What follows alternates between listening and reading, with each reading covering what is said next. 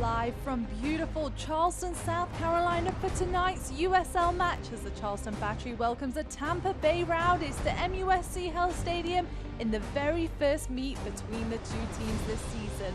My name's Poppy Miller. I'll be your host for tonight's game alongside me, Charleston Battery Youth Technical Director Derek Broadley. Derek, this is always a fantastic game.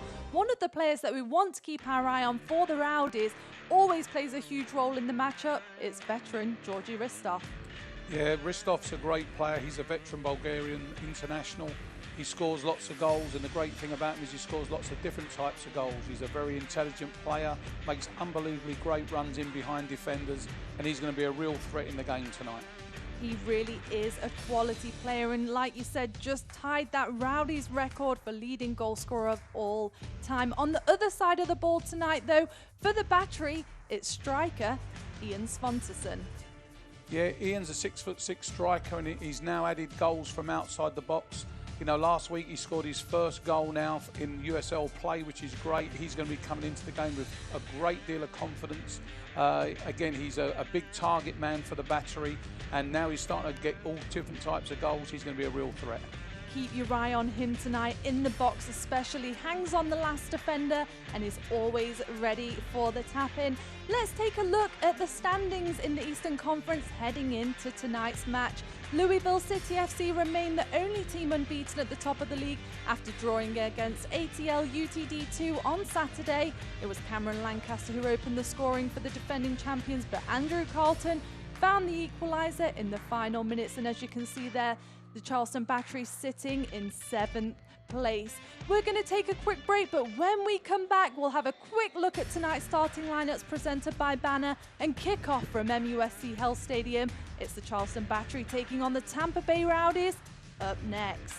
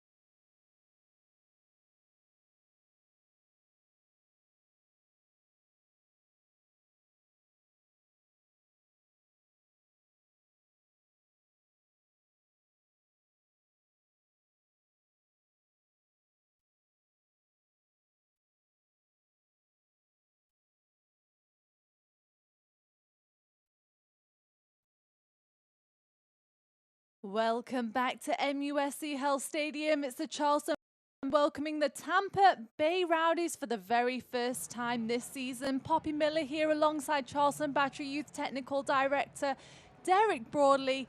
And while we have a second before kickoff, let's take a look at the starting lineups for the visitors. It's Tampa, Charleston Battery, the home side. And as you can see there, Joe Kazagi gets his second starting goal for the Battery and his USL start, the three-man Mueller and Skylar Thomas. And then keep your eye on the three, Kotaro Higashi, Ian Svanteson, and Tar Brian Anunga anchoring the midfield there. For the visitors, Tampa Bay Rowdy, well, no changes from their last meet when they won against Real Monarchs last Saturday. You can see them makes his 6th start in goal this season. Collins and Gorski will anchor the back line, and then captain Joe Cole in the middle, and Georgi Ristov, who we mentioned in the pre-game, up top. Well, we are about at kick. The black and yellow stripes and black shorts going left to right on your screens. Tampa Bay Rowdies in the white and green stripes going left. The man in the middle today is Izmir Petmik, assisted by Josie De Silva and Benjamin Jackson III. And official is Michael Sheely. Well, this is always a huge matchup, Derek. And they're welcoming them for the very first time this season. Tampa Bay only got one the very far this season, but the back to this matchup from a Tuesday night game against ATL UTD2. For them, it's their 3rd game in 7 days. It's going to be a big one. Yeah, it's always good coming home, and when you're the home team, it's down to you to take the initiative in the game. I'm really looking forward to some key matchups. The midfield battle is going to be huge. You know, can they take on and stop Joey Cole getting, you know, their superstar getting going? So yeah, it's going to be a great game, and I'm really looking forward to it. And we are off. It's Nico Rittmeyer on the far side. He finds Ian Sponsorson in the middle of the box, but very assisted there, and that will bring up the Tampa Bay Rowdies for a first spell of possession this game. There's a great start there by the battery. Ball wide, straight in. Showing, they're showing the hand very early on now with Swanson getting on the end of that cross. You can see there the matchup already of Taylor Mueller keeping his eye up top on Georgi Ristov. It speaks of Mike Annenhauser coming out with a 3-man back line against such a big team. Yeah, I think it's going to be important, though, that the tactical side of this game here, which team can sort of take the early initiative. Is it going to be the home team or the away team that takes the ball by the horns? By the home team now with a little early possession. And Nunga there will just sit in front of the back line as Mueller sweeps it up and finds Skylar Thomas out on that right-hand side. Vincenzo Candela in the middle there of the park. And we'll see Atula Gary likes to drop back deep and spray the ball around. The battery sitting comfortably in their own half. It's Neville Hackshaw. Back to Anunga. Nice pressure there from the Rowdies. Joe Kuzminski just earned his first shutout in a battery uniform against ATL UTD2 on Tuesday. The battery got a 3-0 win. And Ian Svansterson up top got his first goal for the black and yellow. That's got to give him a lot of confidence for today's match. Yeah. On goals, don't they? And he needed that. You know, he got a few in the Carolina Cup early on, but, you know, to get his first league goal is a great thing for him individually, and I think it'll be a really good thing for the home team. Here's Anunga again, just dropping into that back line. Hackshaw finds Van Schaik. It's tight. Karinga, good pressure, but doesn't win the throw. You can see there Karinga and Nanchoff on this near side have been working nicely together.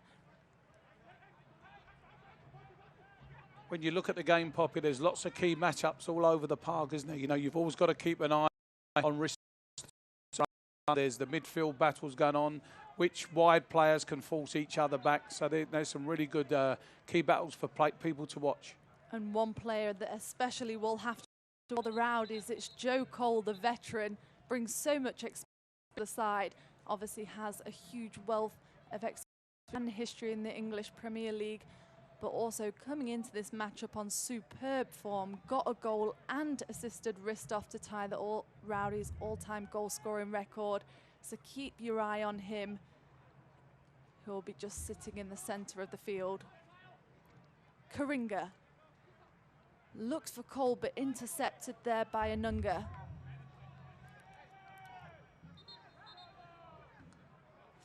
An important player tonight for the home team is going to be, you know, he's really got to get on the ball. He's a real playmaker for the home team. He's really got to get into the play. He's got to find those little pockets in front of the front. He really is a key player for Mike Annenhauser's side. He came through the trials last year, the Japanese veteran, made his way to the back, pressed Mike Annenhauser, and was still on trial during a Challenge Cup, bagged himself a goal against Seattle Sounders and won Newcomer of the Year last year. So definitely tonight, and here he is as we speak of him, pushing on that last defender. Van Schaik finds Svanterson outside. It's Anunga.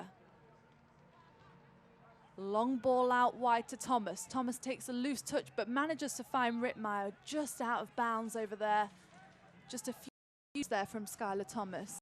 He's put under a little bit of pressure there, didn't he? He had to rush the pass and it just went out of play. But as I said, these early stages of any game, you know, there's a lot of pressure.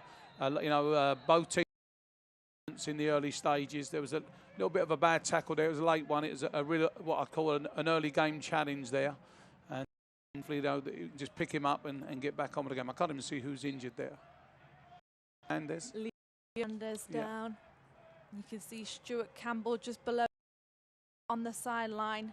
6 of the players for the Rowdies tonight have started all 6 games so far this season. He's got quite a consistent side coming into tonight's matchup. Yeah, most coaches would love to get that, wouldn't they? Get a good settled team early. You know, you can pick from the same squad all the time. So that's always good. But you know, the home team has a slightly smaller squad and their rotation. I mean, Rittmeyer comes in today, you know, gets a good. And as I said, I think that's the difference between the two squads, isn't it? One's got a slightly smaller than the other. Rip pumps clear. Danger isn't over tree.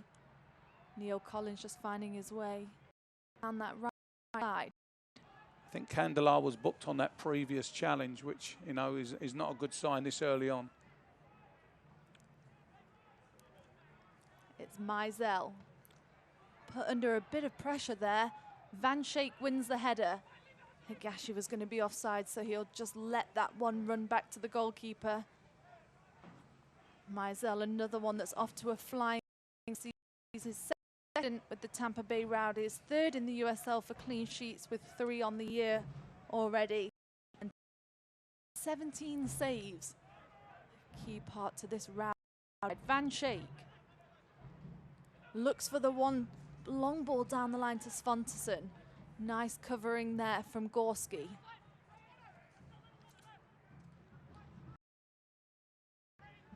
Van Schaik finds Higashi in space. He plays him the 1-2 down the line. Nice pressure from Higashi with some nice footwork, lays it off to Anunga.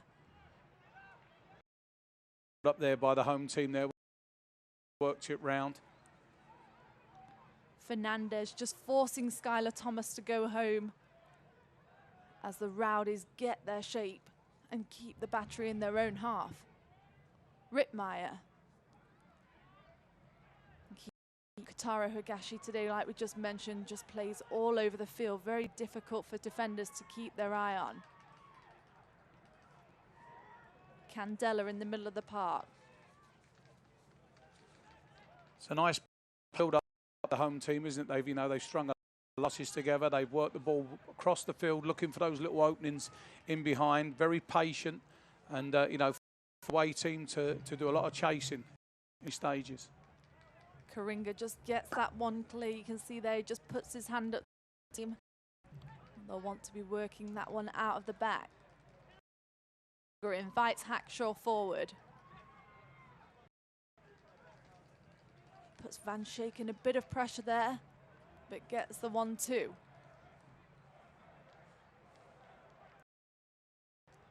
Mike Anhauser's side have adapted to this quite nicely. You'll see they like to spray it around the back and then the long ball forward, but this is Schaefer. He's found Fernandez on the side. Ristoff's in the middle. Skylar Thomas looked like he could just shield that one back to Kuzminski. Making it look for the clearance and won the throw. You can see there just a bit of a communication between Kuzminski and the fullback. Svanterson wins that. The referee has given a free kick there. I think he's just been guilty there of just being big. I thought he used very well there. He the defender, but 9-10, I think he'd get away with that one. Well, this could be quite tree. Nancho lining up with Schaefer over there. They've sent Collins forward box. He looks a dangerous threat. Keep your Roseboom just gets a touch on it. You can see there Taylor Mueller unhappy with something. That's going to be a goal kick for the home side. That's the first time really that Tampa Bay have really put under any pressure. I'm sure they'll be quite happy. You know, as you said, the captain there needs to organise his defenders a little bit more, wants everything tighter. And the goalkeeper, you know, Kaminsky, he's going to make sure that all his back four, or sorry, his back three actually, all marking and nice and tight. Kuzminski with the ball forward is looking for the target man, Svanteson. Error lays it off for him. It just takes a 1-2 from Karinga, and it's a good ball into the box, but Atula gets to get on the end, but it's going to be a corner for the Battery in this. Jared Van Shea. Again, there's Kataro at his best, isn't he? Yeah, he breaks free, plays a great early ball across there, and Guerra was just but a very promising attack from the home team there. It's going to be an inside. Van Shea can keep your eye on Taylor Mueller and Skylar Thomas. They've got a lot of height in the box. He's gone to the back. It's a good ball in. Thomas knocks it back in, and Rittmeyer gets a head on it. One's cleared away by that is. You can see there Joe Cole just bringing up the play. It's a long ball forward from Schaefer. That's one of the when you have three at the back and you send your big guys forward there, you know that you're vulnerable to that break, fast break out. And as a Battery, they're a bit fortunate there that Tampa Bay didn't really capitalize on what was a very promising.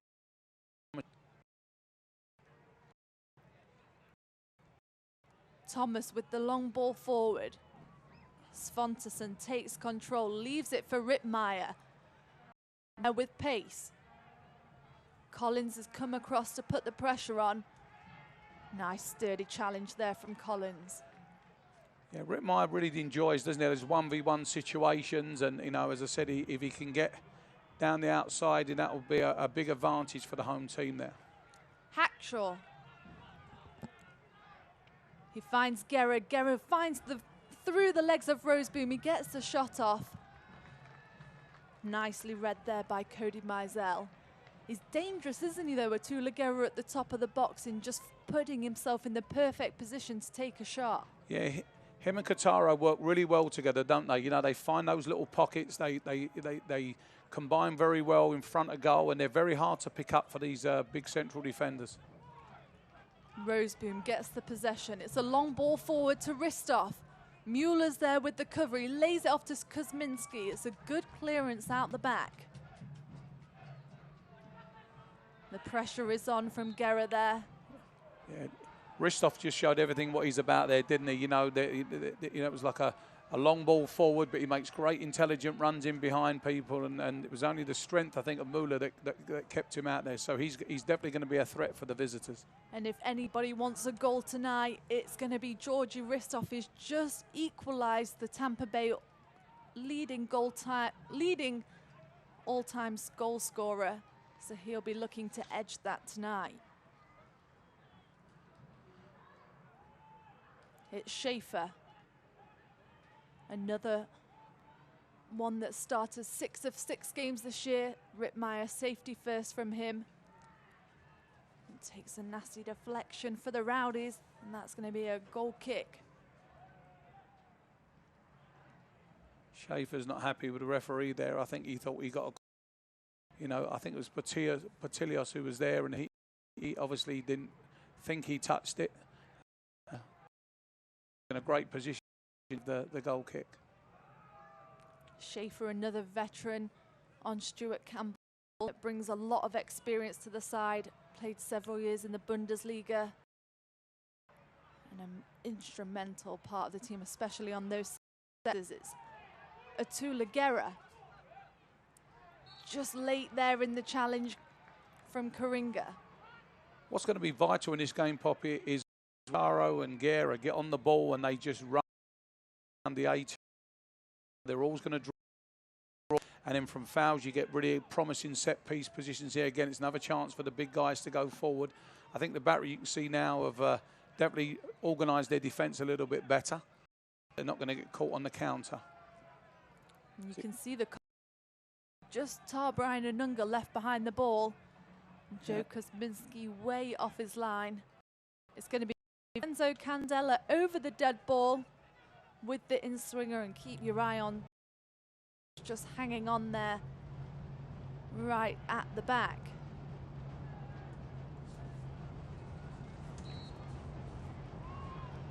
It's Candela. It's a good ball into the box. Collins heads away.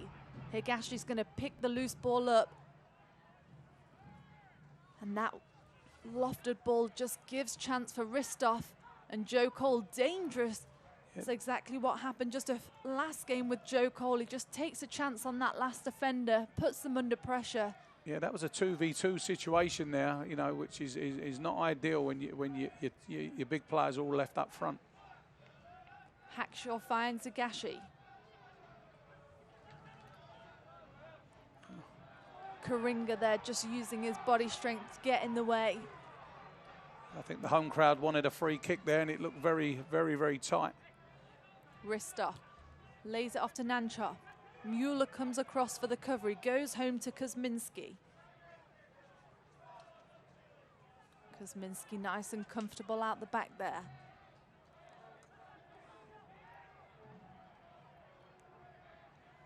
Couturo's found some great positions. He's seen a lot of the ball in the early stages of this game, and that's a great sign for the home team because he really is their playmaker. There's a good ball forward. Svanson managed to get a touch on it, but Roseboom gets that one clear. And it's going to be another free kick, this time on Joe Cole. He's just going to leave it there and give his team a chance to get up and get into the attack.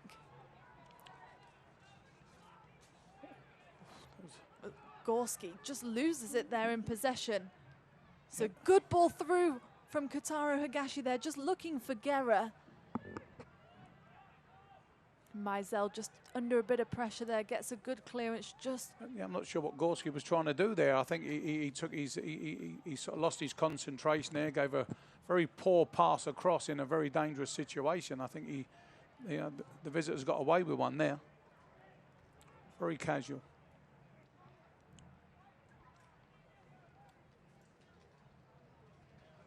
Skylar Thomas. He's got a long throw in on him. Keep your eye out for the target man up top. He's gone to Guerra. Anunga picks it up in the middle again. Out wide to Hackshaw. Van Schaik. Invites Kuzminski forward. Keep your eye on Ristoff. Just always there on that last defender. Well, it's been very back and forth in this early going, Derek. Yeah, it's as I said, the game's taken a little bit longer than normal to settle down. I'd say the home team's had the best of the early stages so far. Couturo's got on the ball, probably more than anybody else, and that shows in the territorial advantage. Rittmeyer. Rittmeyer likes to take players on, doesn't he? So he's got a very positive attitude, and I'm sure the home fans will love that. Here he is again. Also a fan favourite, a local boy from Savannah, Georgia, played at the College of Charleston, and he'll be relishing this opportunity to start tonight. Yeah, of all the games you want to start, this is probably one on his calendar, I would say, playing one of the big teams. It's a good ball through to Atula Guerra. Can Guerra get a good contact on it? Looked like he just missed time there. Mizell quick off his line. Yeah, I think that was a great opportunity there for Guerra. I think he got a bit surprised with how much time he actually had. I think he would have just turned and swiveled and hit it. So here we are again. Look, yeah, great recovery. Was it Gorski who come back? Gorski just stopped there. I think he thought he was offside. Yeah. Guerra capitalised on taking the chance, but nothing to come of it. Mueller with the long ball forward, looking for Guerra again. Collins heads away. It's Roseboom in the middle. Karinga brings the Rowdies up.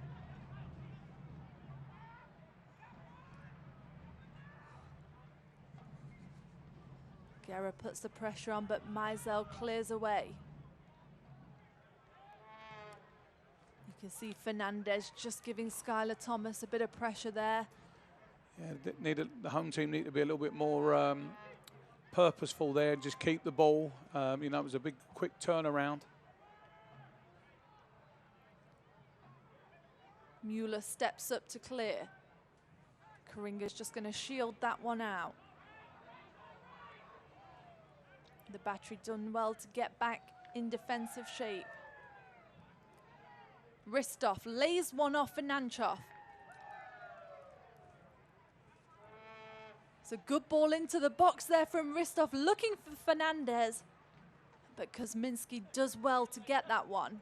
Yeah, I think the referee's given the free kick there, you know, but to be fair, he was very assertive. He came through a crowd, took a good cross from there, so that was good. I think the referee's going to make him take it from the floor. That's one of those situations where I'm sure the goalie would rather have it in his hands than on the floor, but you know, once he blows his whistle, you have to do that. He's gone for the short one out the back to Mueller.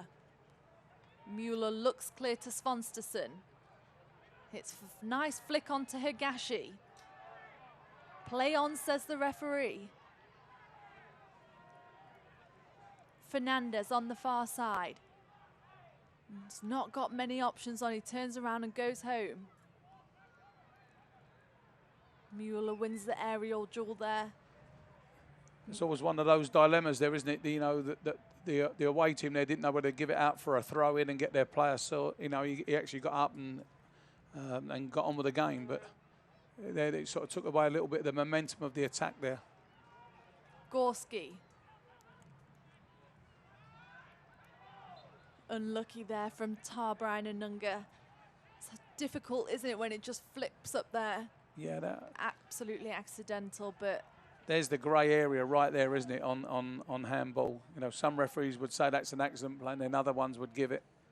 It's a good ball into the box. Ristov just struggles to control it. And he's the one play you don't want, you know, alone in the box with a ball coming in at pace. You know, he's normally very clinical, as his record shows. Comes in to this game after scoring a goal against Real Monarchs last Saturday. The Rowdies won 2-0. Fernandez on the far side lays it off for Schaefer. It's a nice sliding challenge there from Skylar Thomas as he'll get back into position. And the Rowdies all look to capitalise whenever the three-man back line is out of shape. Oh yeah, that's always a danger, especially in the wide areas. That's when you play through at the back. That's always where you're going to have problems. And if their wide players can get beyond the sort of wing back roles, then that's when problems come. And talking of matchups, that's going to be another good one. Ian Svanterson and Neil Collins, both similar height. Svanterson 6'5". It's going to be a dangerous one in the attack. Fernandez on the far side. He's dribbled through three battery players there. It's laid off to him. He's one-on-one with Kuzminski. Thomas does well just to put a challenge in there. And that's going to be corner for the Rowdies, but a fantastic chance, Derek. Yeah, there you go. Let's take another look at this. You know, great play by Fernandez, little link up with Ristov and a great shot.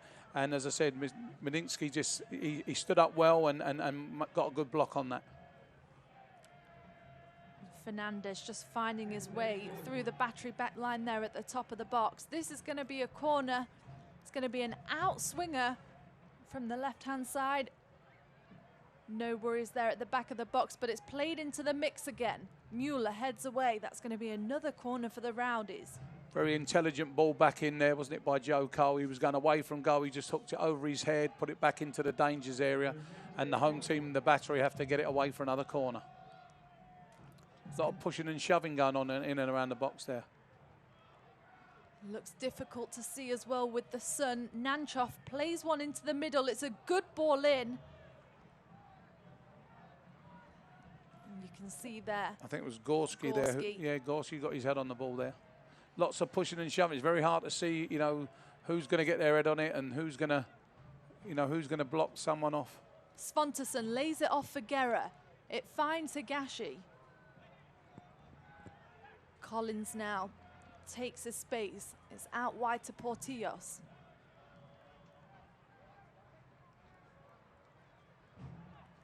And Thomas there just mistimed the header, but gets away with it and wins the throw.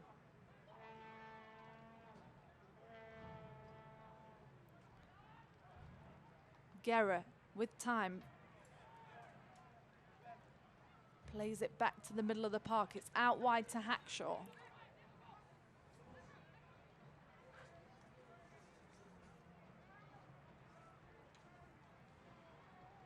I think this is the third game they've played three at the back, the battery, and you can see they're very composed, knocking it around the back three.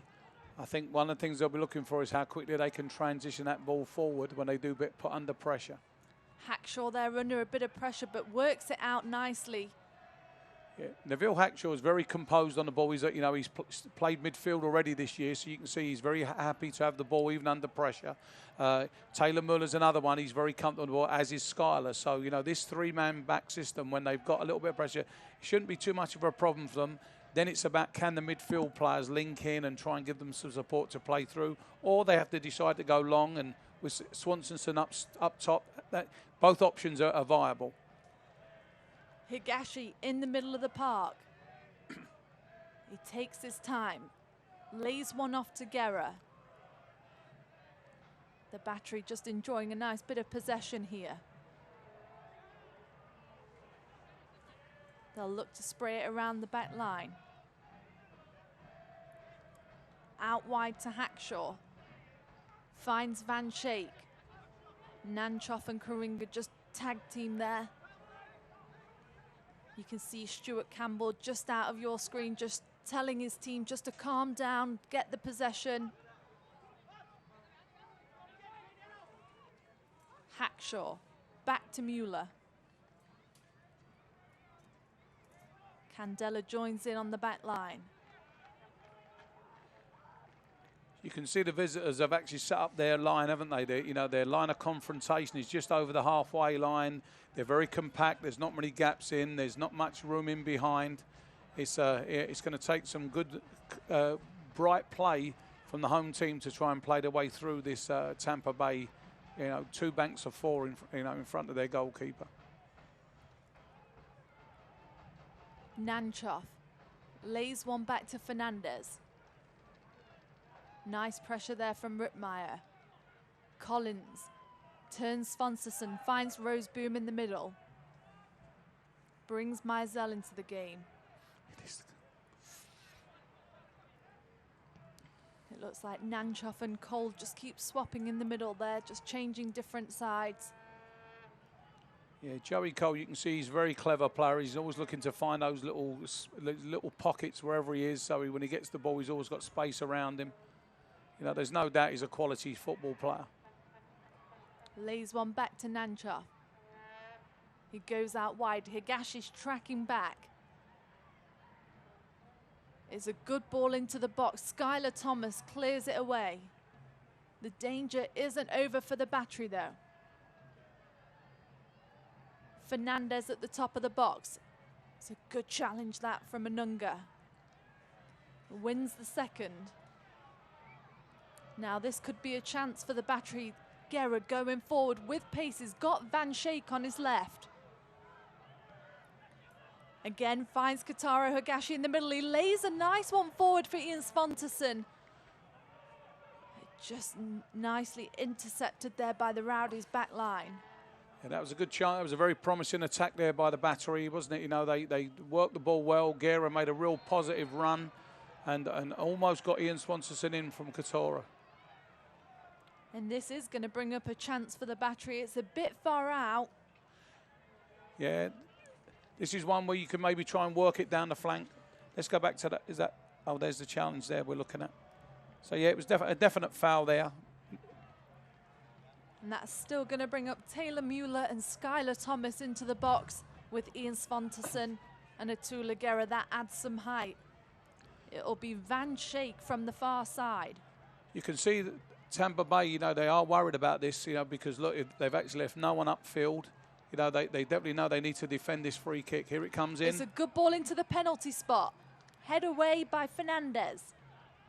Candelas takes the strike. It's over the top of the bar. Yeah, didn't quite come down for him there. It was a good opportunity. It's a good distance to have a shot. No one's going to tell him off for having a shot from there. But the ball wouldn't come down quick enough for him there. Mizell just taking a minute there to give his team time to get up and get the shape back. Schaefer's then, Schaefer again's in the midfield again, having a talk with the referee. He's certainly not happy about something. You can see Neil Collins just organising the back line. Candela and Cole. And the referee is not happy with that one. It looks like Vincenzo Candela in a lot of pain there on the floor. Do you think he sold that one, Derek? What do you think? Now, again, I don't know if we'll get a chance to see it again, but Joe, I'm sure it didn't look like he did it deliberately. He was just trying to spread his arm, but I think he just got caught with a stray elbow, and the referees deemed it a card, so he must have thought there was some intent there. I'm not so sure there was, but, you know, it's also a sore one when you get it in the face. Let's have a look here. Yeah, his arm did go up. Again, I think his eyes were totally focused on the ball, but, you know, it's a sore one, and the referee deemed it intent, so, yeah, a yellow card. That's two we've had now, I think, in the game, one each team.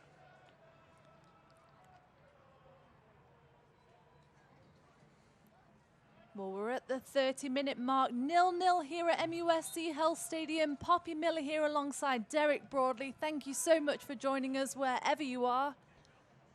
Cole in the middle. Just a loose one there. Hackshaw will pick that up for a throw. He's looking for Svanteson in the box. Gorski heads away. Nanchoff lays one out wide to Portillos.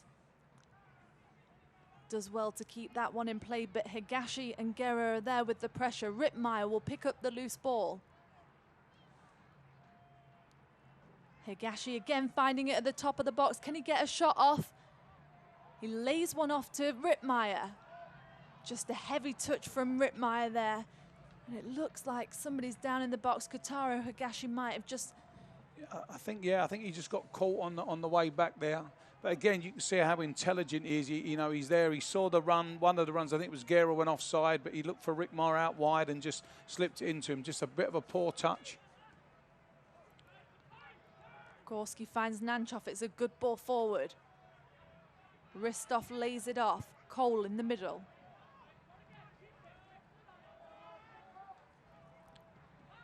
Svanteson just putting Gorski under a bit of pressure there. It's Cole and Anunga. And that one's going to go in the favour of Joe Cole this time. Soccer fans, let me remind you that Select is the official ball of the USL. For the latest Select products and special offers, please visit selectsportsamerica.com and receive free shipping on orders over $50.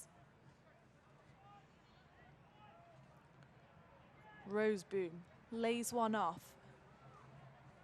It's going to be a long ball forward. Skylar Thomas finds the path, but it's an awkward one, and Leo Fernandez picks it up at the edge of the box. Candela comes in and finds Nico Rittmeyer. Just holding up the speed of play, just giving chance for the Battery to get forward. You can see there a bit of frustration from Rittmeyer. Yeah, Skylar got caught a little bit there, didn't he? But he didn't really know what to do, whether to head it back to his goal kick. Got caught in two minds, and lucky enough he got away. He recovered well, so that was good. He's coming off some very good games, isn't he? You know, Skylar Thomas, you know, he scored a goal recently, and he had another sound performance the other day. So he's working his way into a very good season. Atula Guerra just trying to force his way through the back line there. I'll tell you what's really good, Poppy, for young players watching this game, how hard both sets of strikers, both forwards, every time these defenders get the ball, both teams are putting pressure on them. So it's great for young players to see the pressure, the work rate of these strikers. They're not just there to score goals. They have to work when their team hasn't got the ball. And Atula Guerra is the perfect example of that. He likes to drop back deep into the midfield, as does Georgi Ristov there. You can see in his own half. But here comes the pressure. Kuzminski pumps one up the line. Van Schaik heads a nice ball on and he finds Higashi. Karinga just dropping back there. He's found Guerra in the box. Roseboom just takes it off his toes, but Candela comes through and wins it back. It's a good ball in from Higashi. Can Svanteson find it? Nico Rittmeyer puts it back into the mix, but he is going to be offside. But that was a real chance for the Battery, Derek. No, I think the referee's given a corner there. And, yeah, it was good. Yeah, they had 2 opportunities. Let's go. Here's Swanson's the first one, and then it comes to Rick Meyer and said, yeah, the referee's made a good decision there. It's definitely gone off for a corner. Good pressure from the home team there. This is going to bring up Jared Van Schaik again to put the in-swinger in. Keep your eye on the back post. Like we said before, some real height in the box. It's gone to the back post. It's Mueller. A nice header there from Mueller, but just wide of the post. They can be dangerous on these counter-attacks, on the set pieces, sorry. Yeah, no, very much so. I mean, you know, set pieces, you know, are always dangerous. Everything. Here's the replay again. You know, again, Taylor Muller gets right up and over the defender. The defender's complaining, quite rightly so, but, you know, it's happened both ends of the field now where defenders have come up, got on top of their opposite number and actually, you know, just didn't quite manage to get it on target. Well, about 10 minutes to go to half-time, Derek. What's your thoughts so far? I think the home team definitely have taken the initiative. The visitors, Tampa Bay, are working extremely hard. You know, doing a lot of running without the ball. I think I'd like to see the possession stats. I think it's probably a little bit in the home team's favour. But it's a very good game, very tight game. You know, it's been played at a very good tempo as well, isn't it? You know, the balls are being moved really quickly. And no, it's a very enjoyable game. And talking of possession, on Tuesday night, the Charleston Battery just had 25% of the possession, but still came out with a 3-0 win, which speaks volumes. Tonight, we're seeing a much more possession style play from the home side, but always a fantastic matchup between these two clubs. The Battery actually handed Tampa Bay Rowdies their last loss at home at Al Lang Stadium last year, and then they both took 3 points each, both home and away, with a 2-0 win on their home soil. Yeah, that stat the other night, Poppy, just shows everyone what the game of soccer's like, doesn't it? Thomas just took Fernandez out there. You can see he's going to be unhappy. He's going to do well to escape this one without a yellow card. Stopping the run of play there. It looks like it's going to just be a free kick. Yeah, here it goes, yeah. Bit of a lazy challenge there by Skylar there. You know, he got himself a little bit out of position, sort of went in with the wrong foot and gave a free kick in a very dangerous area. Well, it's Cole, Nanchoff and Schaefer all lining up over the dead ball. Difficult for the goalkeeper when there's 2 over it. They don't know which angle it's going to come in from, if it'll be an in-swinger or an out-swinger. And these are ones you practice on the training ground every week, aren't they? These sort of positions here. So let's see what the visitor got up their sleeve for this one. Looks like it's going to be Nanchoff to take it. He dinks one into the box. Kuzminski does well there. That's a great take by Kuzminski. Then he needed that. You know, he's in his second game now. He's worked his way into the team and he comes out very confidently and takes that cross. And he plays a quick one out of the box. You can just see there, actually got a lot of power behind that one. Cole picks it up in the middle of the park. Pressure's on from Svanteson. He just slows down the run of play there. Yeah, another great example of strikers working off the ball there. Ian Swanteson's done a great job and he tracked a midfield player like Joey Cole and put it out for a throw-in so his team can regroup. Excellent play. Nanchoff back on this near side. The veteran Collins anchoring the back line for the Rowdies. He's in his 3rd season with the Rowdies, started 32 of the 32 games that he played that last year.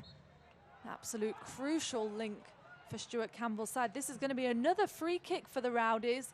Ristov just telling his team to take a moment, get the composure. But again, another dangerous chance. Yeah, it could have been, yeah. They've decided to swing it round the back now and try and build it up from there. Schaefer goes forward to Portillos. That's one thing I really like about Skylar Thomas, his positioning. When balls go into the box, he always seems to be in the right place. and he's not afraid just to put it out into touch and get rid of it and then regroup. Safety first from the Canadian. Higashi here with the pressure. There's a long ball forward. Ristoff and Mueller in the aerial duel. Again, Ristoff just working his way back into the midfield to maintain the possession.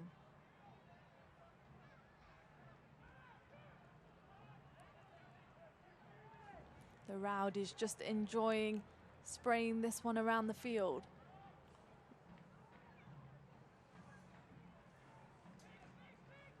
It's a long ball forward from Kuzminski. Collins just beats Svanteson there. Yeah, I think he'll be happy with that, though. You know, both big lads jumping for the ball. I mean, you know, strikers and defenders, you're always going to win 50-50, and I think you accept that when you walk onto the field. Some you win, some you don't win. Guerra. Thomas just out of possession there.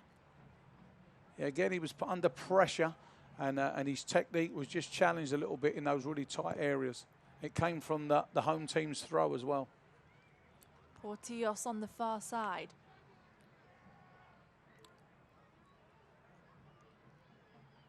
Ball bouncing back and forth. And it's a foot race.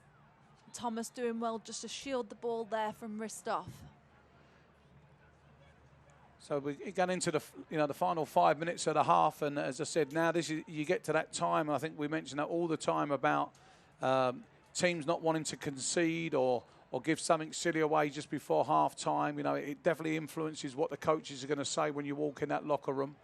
So you know, very important part of any game now, this last 5 minutes. It's been a good tempo from the Battery tonight to say they've had 3 games now in 7 days for them. Yeah, you know, the question is, can they sustain it in the second half? You know, you'd like to think they're professional players, they can, but, you know, when you're travelling on the road, the toll it takes on your body, going on aeroplanes, going on buses and stuff. So, you know, right now I'm sure Mike Anhauser will be very, very happy with the tempo and the pace and the work rate of his team. Well, Svanteson just picked the pocket of Gorski there. Just a bit late on the last challenge. Mizell comes across. He's in no rush to get it back underway. You can see Stuart Campbell there. Just on your screen, this is his 4th season as head coach. Was a player coach for Tampa Bay in 2011 and moved to the coaching role in 2013 before becoming head coach in 2015. So his 7th season with the organization. Both Mike Anhauser and Stuart Campbell both played for their teams before becoming head coach. That's the one thing I really like about, you know, soccer in America, that, you know, players do come back and want to go into coach. There's, you know, lots of times, you know, there's not as many club hoppers as there are in other parts of the world. You know, there's a loyalty to stay there and manage your team that you played for many years, and both these coaches are good examples of that. Yeah, absolutely right. That one's just going to find its way through to Mizell. You can see Anunga there just lifts his hand up to Guerra.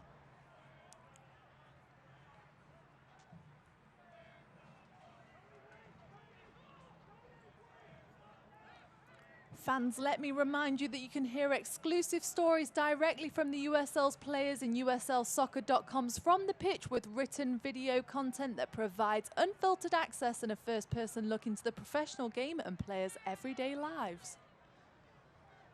Another free kick there for the Battery. It's been a bit stop-start in this last 10 minutes, Derek. Yeah, I think, you know, the tempo of the game's been excellent. So maybe now the players are just getting that little bit tired towards the end. And as I said, you know, players know when half-time's coming. They know they need to concentrate. As I said, they don't want to give anything away. Obviously, you'd love to get a goal before half-time.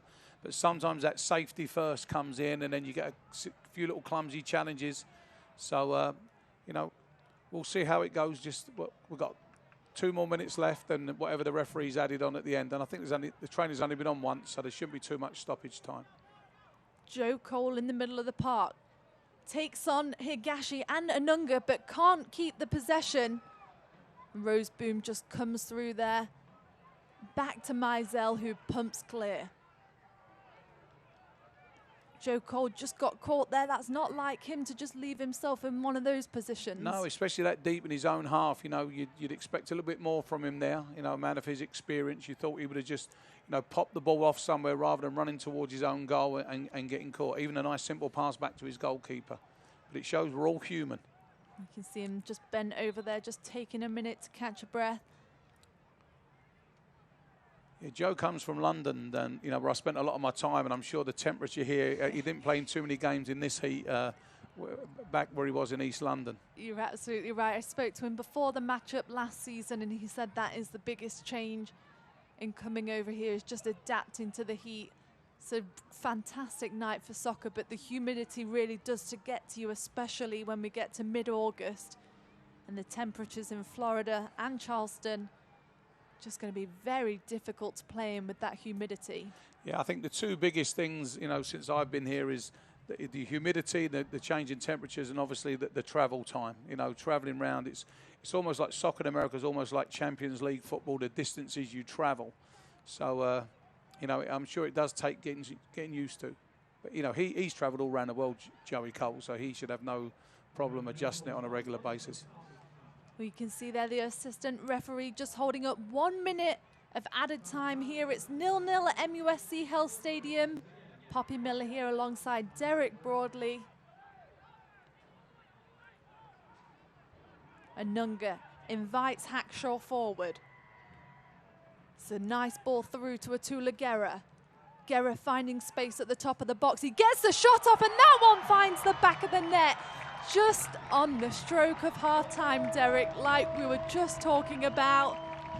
And that goal for Atula Guerra makes 3 on the season so far. Yeah, we spoke about it earlier on in the half, didn't we, about how, you know, Couture and Guerra get into them little pockets on the edge of the box. And there's a great example here. Look, he turns inside, has a good shot. He swerves a bit. The goalkeeper loses a little bit in there. He'll be disappointed that the shot came in, and probably a little bit disappointed he didn't do a little bit better. But you can definitely see the ball moved in the air. Just showing his quality, finding its way through 3 of the Rowdies back line. Just Mizell didn't really have a chance there with the spin on that ball, and what a finish from Atula Guerra, just as the stroke of half-time. Yeah, no, I think it's no more than they deserve. The home team definitely have had the initiative. You know, they've definitely had the better chances. They've taken the game to the visitors, and I'm sure it's a true reflection of the half.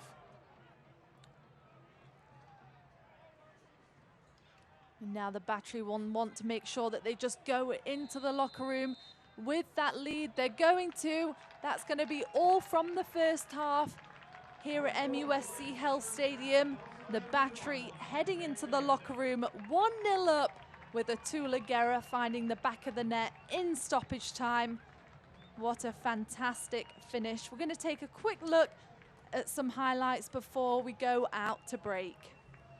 Yeah, I think you know, Mike Anhauser, the home coach, will be very, very happy with the way the half's gone. Now we're going to see some highlights. So here we go. You know, Couture definitely had a big influence in the first half there. There you put a nice ball across. You know, the Battery definitely had the better of the chances. You know, I'm sure most of the highlights will be the Battery's chances. And, you know, I think they go in with a well-deserved lead. Well, the Battery got the 2-0 win last time at MUSC Health Stadium against the Rowdies. We're going to take a quick break now. We'll be back with some action at half-time.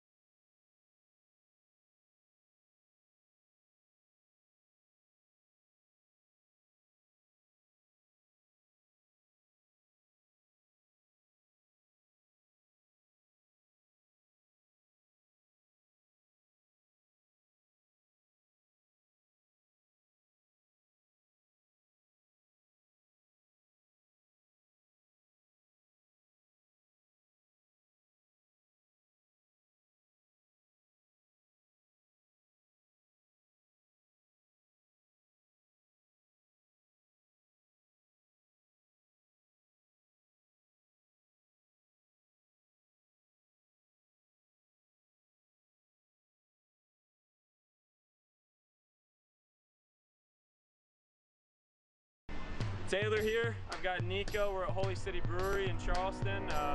About to get a tour, taste test a little bit, and see what they're all about.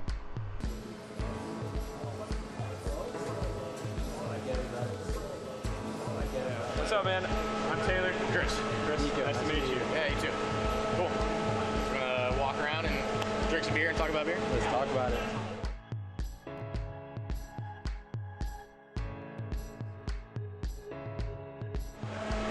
Cool. So we have a 15-barrel system. There's 31 gallons in a barrel. It's about 465 gallons at a time that we can produce. Grain essentially will come from next door up that PVC pipe and end up in the hopper over here. We'll fill some base water in the kettle, and then we'll drop grain down into the water to create our mash. So just mixing grain and liquid together. We then take that whole mash and transfer it from the kettle over to the water. The water has screens on the bottom of it, so it's like a big filter. Screens on the bottom to basically leave the grain behind and then send liquid back over to one of the kettles. Yeah. So if we're double batching in a day, the first liquid will go to the far kettle.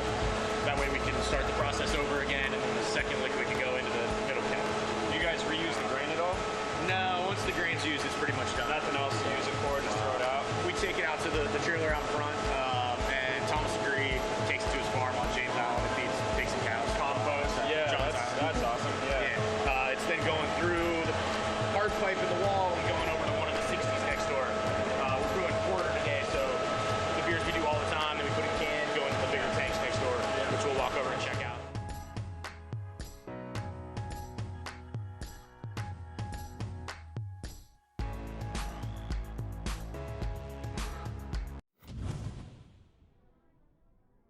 Welcome to the Breakdown once again. Thank you to everyone on social media that's given me positive comments, and I really appreciate the support. Here's episode 5, week 6 of the Breakdown. Canadian Sojourn here in 2018. Played into the penalty area, some good give and go here. There's a shot, and they've opened the scoring. This team goal by North Carolina is fantastic. If you notice that there's always players on the move, they're always giving the attacking player who's got the ball an option to move. For Rios there, he has 2 or 3 options at the time when he received the ball, and he just found himself in extremely good space. But again, it's just the constant movement of the team, and it makes it very difficult for the defenders to track runners. Once again, it's a fantastic first-time finish, especially on turf, into the top corner. Oh, bad back pass. Arboleda picks it up, takes the shot, and puts it in the back of the net. Arboleta's goal starts with his positioning. If you notice, he gives himself an opportunity to close down the centre-back, and he reads the pass extremely well and uses his pace to get there. And then obviously, once he's used his pace, he has to slow himself down. And you see from the finish that there's nothing the keeper could do about that. The celebration is not so much in for Player of the Week, but the finish definitely is. For Escalante. Goes well to pick this up. Goes through the legs of Navarro. Sends the service. Had it. Escalante's skill here has 2 or 3 different stages. The first stage is when he receives the ball, and it's not the greatest ball to him, but he makes the most out of it. And when he turns, the defender, he's expecting the defender to tackle him. When the defender doesn't make a move, then that's his opportunity to create the skill. And the composure as well. Once he's made the skill, not to get carried away, but to have the composure to cross it. And it's a fantastic cross, and I think he's expecting more from his striker there. Iwasa. Bijev cuts. Plays it across. Oh, it's in! When Hall receives the ball here, it's not the easiest ball to deal with. He uses it to his advantage, and it draws 2 defenders out. And once he's drew the 2 defenders out, it then creates more space for Bijev. And when he receives the ball, I think the defender's expecting him to go on his right foot, but he does a fantastic skill.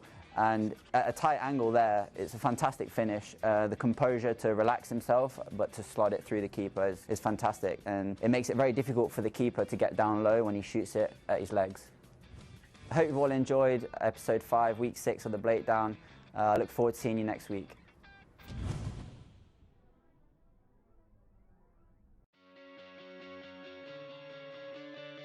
Battery concluded their 4-game stretch on the road on Tuesday night when they beat ATL UTD 3-0 at Coolray Field.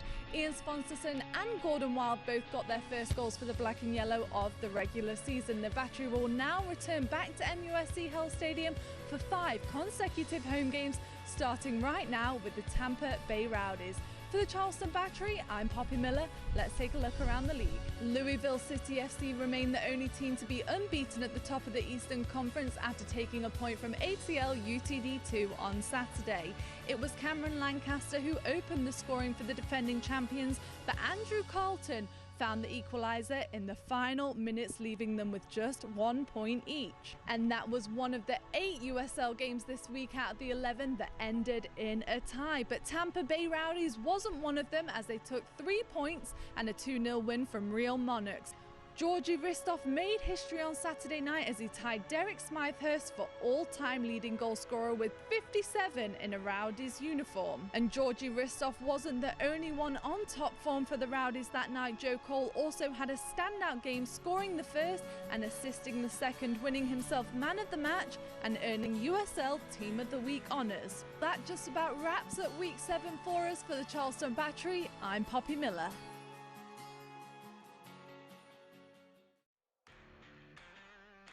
Welcome back to Charleston, South Carolina. It's halftime here at MUSC Health Stadium. And while we have a second, let's take a look at some upcoming games for the black and yellow. The Battery have just finished a 4-game stretch on the road, now back home at MUSC Health Stadium for 5 consecutive games. Starting with tonight, you've got to take advantage of this stretch, Derek. Yeah, it's really nice for players and staff to be back home, you know, get back into some really good training routines. It's a chance to put a good run of home games together and hopefully get some points on the board. And in this run, we'll get to see some teams for the first time. And in this home stretch, there's some massive games, of course, tonight. And then upcoming next weekend, Charlotte Independence. The Battery took 3 points from all 3 games from them last season. But it's always a close game and a massive rivalry. And then, as you can see there, Bethlehem Steel on May 12th. The two teams met just a couple of weeks ago at Goodman Stadium and each took a point. It'll be a good rematch. Yeah, that was a great game, played in awful conditions. It was very windy, very cold.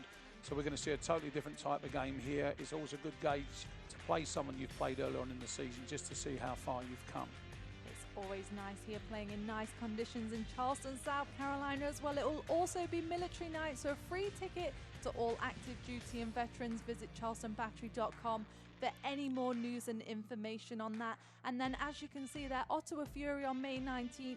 Ottawa have only picked up 1 point so far this season, but a lot can change in these next few weeks. Yeah, I think right now that's a game the Battery will be looking to try and secure all 3 points, but as we know in soccer it doesn't always work that way, and 3 weeks is a long time in soccer. And that is for the first team. Let's turn our attention to youth soccer for a minute, because we've got some tryouts coming up.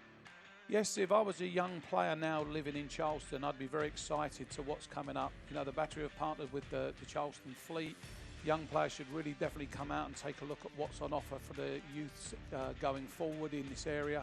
You know, we're going to have tryouts at multiple locations. You know, everything's going to be available to them. They'll get a chance to see what coaching strategies we have, what programs are on offer. So, yeah, I would be very excited being that young player now living in Charleston. It is exciting. And is that for both boys and girls to try out? Yes. The way we've structured it now is that for the boys program, it will align with the Battery, and the girls, it will align with the Fleet. Very exciting stuff. We are going to take a quick break, but when we come back, we'll have a look at some first half stats and second half action from MUSC Health Stadium. It's up next.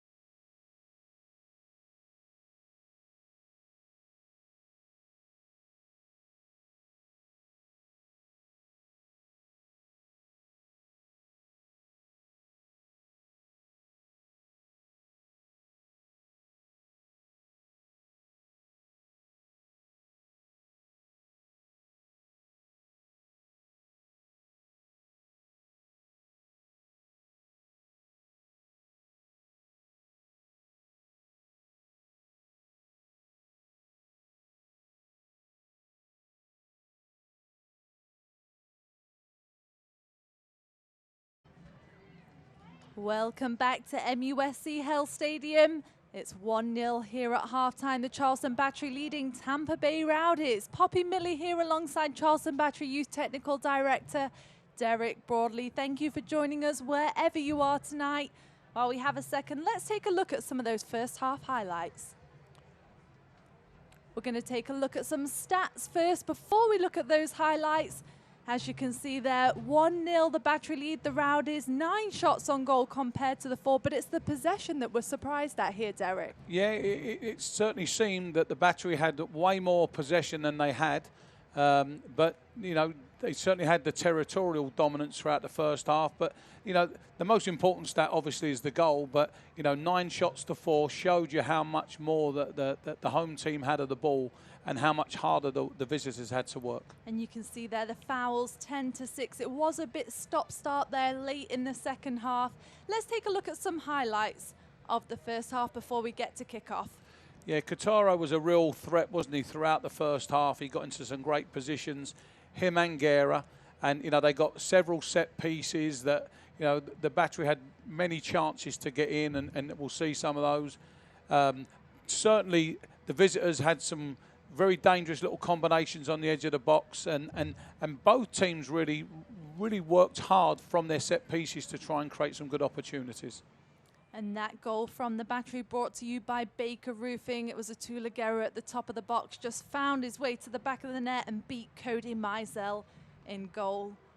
Yeah, I think in commentary we both spoke about Katara and Guerra, and here's the goal here now. It definitely moves. The goalkeeper will be a bit disappointed. 1, that the shot got in, and 2, that it moved. So, you know, hopefully we'll see what happens in the second half and see if the same strategy is employed by both teams. And coming into this game for the Battery, this is their 3rd game in 7 days, so we'll see if they can keep this tempo up in the second half. We are away here at MUSC Health Stadium. And Anunga heads that one forward. It's been a good matchup in the middle of the park tonight, Derek.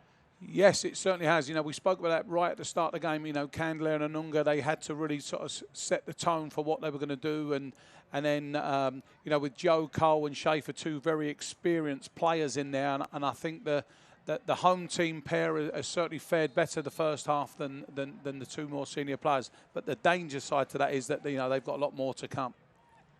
Well, we're seeing this stop-start in the early going already. Nanchoff is the one that got taken down there. You can just see here in the replay. Yeah, I think that's a sore one. He stood on his toe. That's one that you just take a little bit longer to come out the change room, I think, for the defender. Well, it's going to be Nanchoff to take this one. Started 2 of 2 games that he's played in this year for the Rowdies. 29-year-old veteran. It looks like it's going to be an in-swinger. The Battery pulling everybody back behind the ball. Could we expect the Battery to come out more defensive in this second half, Derek? Yeah, with, you know, coming off that long road trip, you know, players, you know, legs get tired. But I think all you then do is just invite the visitors onto you. You know, if they can keep the tempo high and play the same way they did in the first half, I think that would be the preferred option. Referee's trying to sort out a lot of little pushing and shoving going on right in the box. Oh, that was the problem in the first half. He's just pulling Vincenzo Candela back there, just slowing this right down. It's a short one coming into the box, heads away by Rittmeyer. Schaefer picks the one up, and it's a long ball forward from Gorski. Put back into the mix. Kuzminski comes forward, very dominant there. Yeah, for someone who's into his second game, he's really been commanding, hasn't he? Coming for crosses and stuff. And I'm sure if you're the home defenders, it's a great sign to see your goalkeeper calling loud. We could hear him up here and coming through and taking a nice clean catch. And he was the one that got the shutout against ATL UTD 2 on Tuesday. And the Battery got the 3-0 win. Tampa Bay also coming in off a win against Real Monarchs.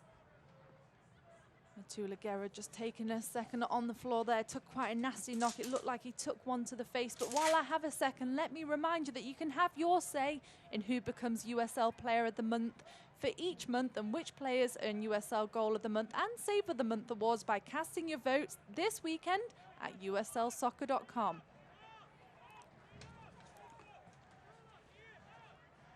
Just below your screen, Skylar Thomas organising the battery back line there. Fernandez almost found the through ball, but Rittmeyer picks that one up. He's looking for Higashi. But Yeah, just a bit of miscommunication there. Yeah, I think Rittmeyer, you know, he does his best work, doesn't he, when he actually very positive and he wants to take on the fullback. I thought he was quite successful in the first half. And, you know, every time he gets, I'd like to see him be a lot more positive with the ball. And Higashi just been a workhorse in the middle of the park there, as has Joe Cole. Speaking of him, he's taking on Taylor Mueller. Just a tag team there with Nico Rittmeyer. But Georgi Ristov putting Kuzminski under some pressure there. Yeah. Again, Ristov shows a great determination to go and hunt the ball down, you know, put goalkeepers under pressure, put defenders under pressure. We mentioned that in the first half, and I think that's going to be a feature of the second half too. The Rowdies just putting the battery back line under a lot of pressure. They're not able to work it out of the back. Portillos. Yeah, the coach has definitely had a word, hasn't he, with the visitors. You know, they've come out definitely with a much more positive attitude now. You know, they've kept the ball further forward already. You know, they've started the second half off a little bit stronger than the home team here. The Rowdies have struggled on the road so far this year. Just picked up one win at North Carolina in the first game of the season, but very, very successful at home at Al Lang Stadium. Joe Kuzminski, cool and collected back there. It was Joe Cole putting him under some pressure. Yeah, he nearly put himself in problem there. He had a little bit of a loose touch, and Joe Cole seized upon it, you know, very, very well. And now at the other end, Neil Collins finds Roseboom in the middle of the park. The battery just getting numbers back behind the ball. It's Schaefer in the middle. Finds Fernandez. The flick-on's there, just misread there by Ristov. But again, there to put the pressure on Kuzminski. Van Schaik. Long ball out to Rittmeyer. Takes his space. Just a 1-2 from Higashi there. That's what he works best at. He looks for Van Schaik on the far side, but just stops him in his track now. Candela at the top of the box. Switches the field. It's Guerra. Fernandez giving Guerra no space to turn there. They know the dangers that he can present. Karinga out wide to Van Schaik. Laid off by Svanteson and out wide to Hackshaw. Looks to put one in the middle of the box, and that one's just going to run out of play. Yeah, the home team there just got their first real sort of spell of possession there. It was a bit of a wasted cross at the end. I'm sure he'll be very disappointed. But you can definitely see that the visitors now have come up. Their coach has probably sorted a few things out in the dressing room, and now you can definitely see that they're a lot more positive and in their attitude in how they're attacking this game. Mizell returns to the Rowdies this year for his second stint with the club. Only 3 players remain on the team since he was first there in 2014. Karinga.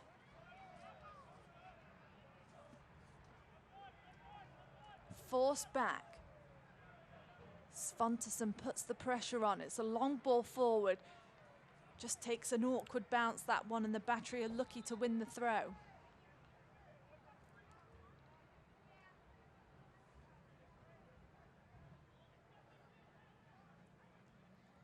Hackshaw, long ball forward to Svanteson. I think when you're the visiting coach in games like this, you know, you look at your team, you have your half-time talk with them, you probably give it 10, 15 minutes, see if there's any change. Again, there's no change, then you probably look to your bench to see, right, you know, maybe it's not a tactical problem, maybe it's a personnel problem, and I'm sure Campbell will be certainly looking at that and seeing how this first 10, 15 minutes evolves to see what he's going to do for the rest of the game. Both teams come in tonight with just one injury for the Rowdies, but both got a very deep bench, so we could expect to see some substitutions in this second half. Yeah, but for now, everything remains the same as the first. Yeah, they say, don't they, substitutions change games? This is a dangerous one. Mueller just doing well there with Joe Cole's pressure. We talked about him just hanging on that last defender and forcing them to commit. You can see from this half, Joe Cole's playing probably 10, 15 yards further up. He's playing a lot closer to Ristoff. As I said, that's probably a little tactical change that they've done. You know, in the first half, he played very deep. You know, there was a situation where he nearly lost the ball in the first half. But now, yeah, he's much, much higher up the field. And Fernandez is too. Like we mentioned in the first half, Joe Cole coming into this game on superb form. He picked the pockets of the Real Monarch back line and got himself a goal, took it calm and collective around the goalkeeper, and also got the assist for Georgi Ristoff. But again, the referee's blown his whistle. So Tula Guerra down there. And this looks like Bobby Weisenberger might. Is it Nanchoff there who just came in? Again, that's another one that's more clumsy than anything. I don't think the referee's going to go to his pocket, but you know, certainly that's a final warning for him. It's going to be Captain Taylor Mueller to get us back underway. Mueller played every minute of every game last year for this team. Really is a key part of Mike Anhauser's back line. Fernandez lays one off. Takes a slip on this slick grass tonight. Nico Rittmeyer picks it up at the top of the box. He's got Guerra in there, but he goes back to Hackshaw. Out wide to Van Schaik. Van Schaik takes his space. Works it back to Candela, who finds Kotaro Higashi out on this wing. We talk about his movement just everywhere, Derek. Very difficult to defend. Yes, you know, he almost covers every blade of grass, doesn't he? And he not only does he cover it, he gets into some great positions, and it's very rarely that he wastes a pass. You know, that's a great trait to have for a young player. And the fact he came through tryouts is amazing. So it gives every young kid a chance out there who's watching this game tonight that, you know what, if you're in the right place at the right time and someone sees you, your career can take off. It was an unorthodox throw out the back from Mizell to get them underway. They were almost had the counter-attack. Nice challenge there from Vincenzo Candela, who was also another one who came through the tryouts and impressed Mike Anhauser. Portillos on this near side. Looks for Fernandez. It's a nice 1-2. Roseboom looking to switch the middle of the park, but the pressure's on from Anunga. He gets the pass off. Roseboom there done really well, didn't he? He nearly got himself played himself into trouble, and he ended up switching play, which was fantastic. Guerra's got time and space. He finds Anunga. Does nicely to work it round the Rowdies there. Hackshaw.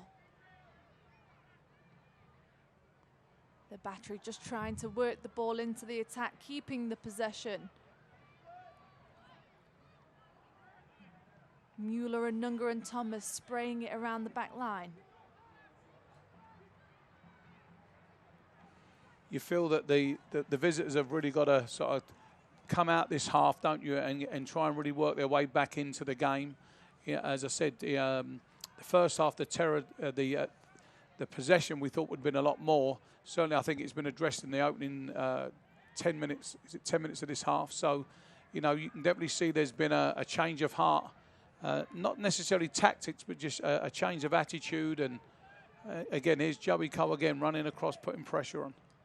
He keeps working hard. Another Englishman, Scotsman, Neil Collins. We'll say Brit. We'll say Brit, and we'll get away with that one. Skylar Thomas keeps that one in play. Takes his space up this line and looks for the chip ball forward to Svanteson. Collins doing well with Svanteson. It's a good height matchup, Derek. Yeah, Collins, I think, has done excellent tonight. You know, Swanson is a big target player. He's very awkward, and you know, he competes well. He reads the game well, Collins, and I think it's been a great matchup. And I think right now he's probably just on top. That looked like it could have been a nasty challenge, but both players up and okay. Yeah, again, there's Rittmeyer running at the defender. As I said, I think he looks a very exciting player when he runs at people. And the more he can do that, the more he'll help out his team. You can see there just in the replay, just stopped in his tracks.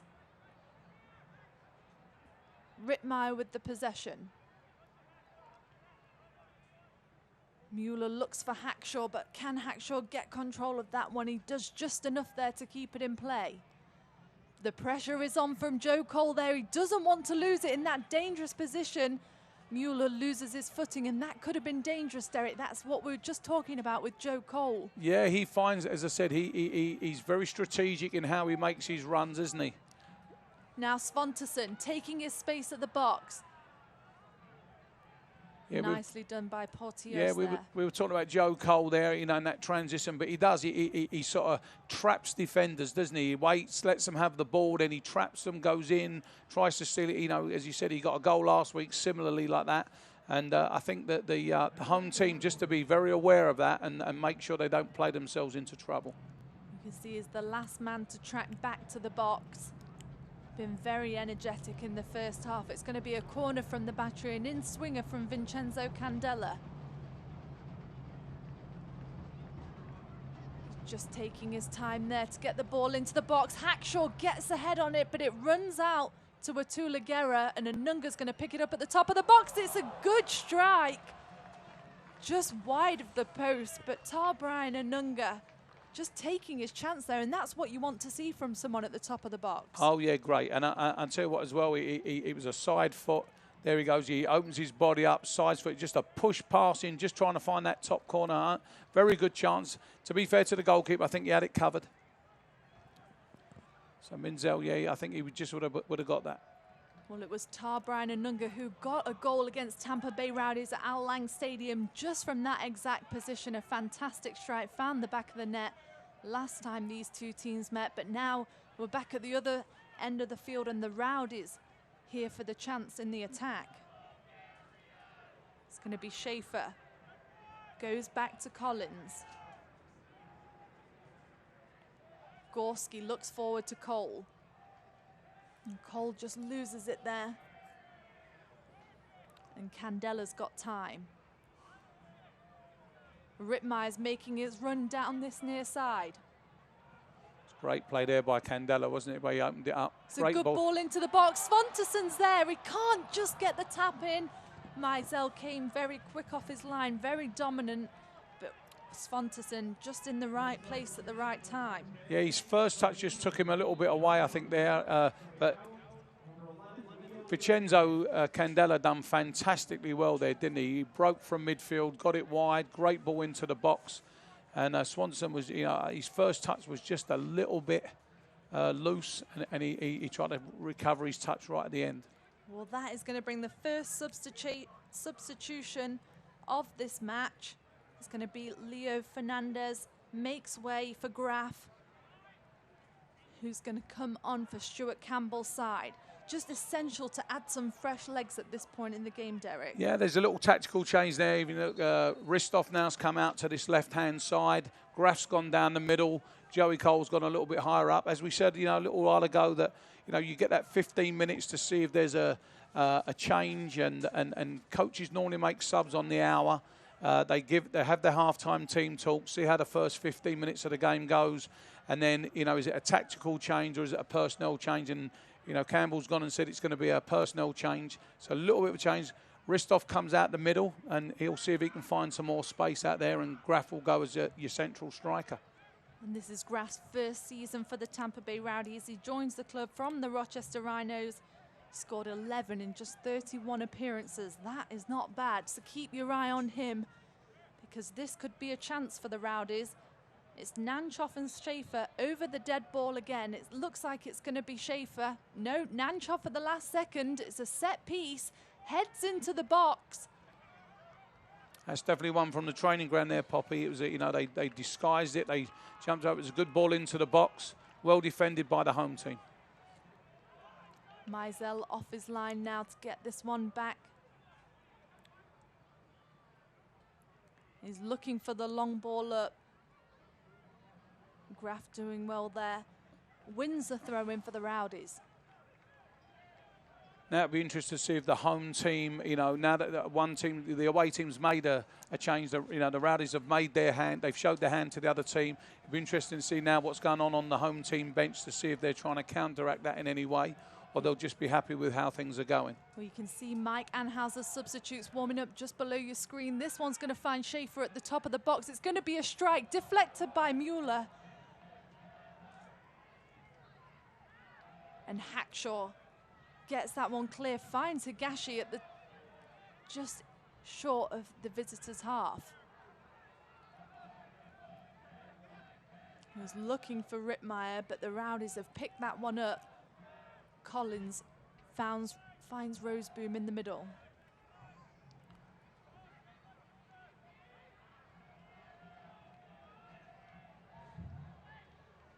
Joe Cole now just taking his space out wide.